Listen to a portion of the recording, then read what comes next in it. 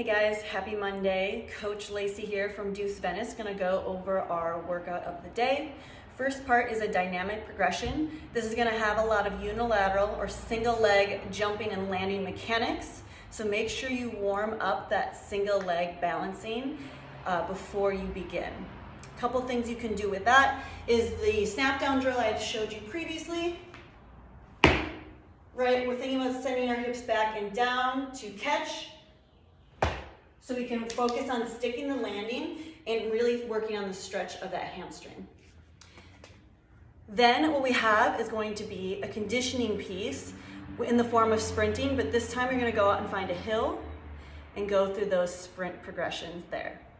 First thing we have to talk about is our dynamic progression. We have 3 rounds for quality.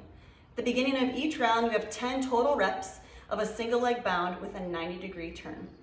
Bounding is going to have you taking off on one leg and landing on the other. Looks like this. Focusing on landing position.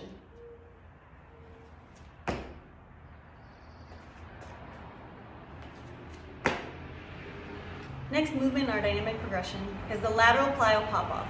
We're going to really be focusing on that pop off or the minimal contact time on the ground during this progression. We're going to do 7 reps on one leg and then 7 reps on the other. Looks like this.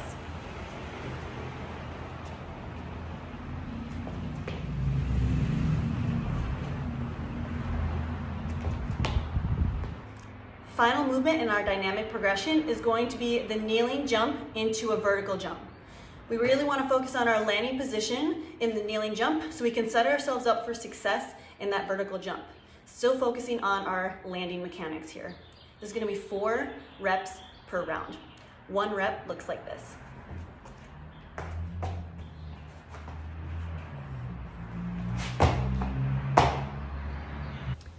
If you need a little assistance with the kneeling jump, just raise your knees off the ground a little bit and that will help with the jumping out of the bottom of your kneeling jump.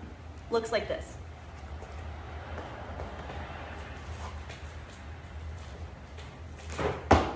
Scaling options for the single leg jumping and landing is maybe adding in 1 phase that is off of 2 legs so you can really focus on the single leg work where you can. An example of the single leg lateral plyo hop, adding 2 feet might look like this.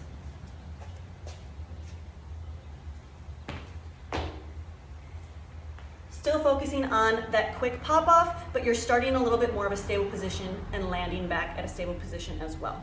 Things to consider when you're needing scaling options for single leg work.